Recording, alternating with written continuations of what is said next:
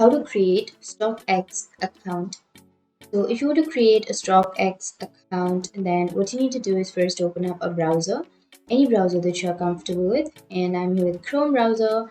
Simply go for the search and then search for StockX and hit the enter. And here you will have stockx.com. Click on the first search. And once you're here, you can simply go for the upper right to create your account. So if you want to create, you can simply go for the sign up, which is on the upper right. And here it will take you to the sign up page.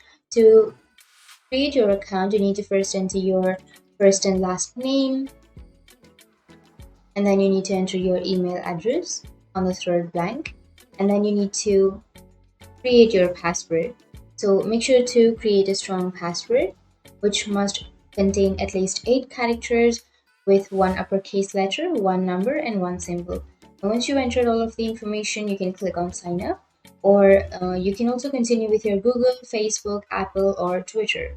So I'll be choosing my email, and once you enter the information, and once you click on sign up, it will create your account. Now here you can simply go for the profile, which is on the upper right, and here you will have your information or your account. So that's it. That's how you can create your account on StockX. It was that easy. And if you have any questions, feel free to comment below. Thanks for watching.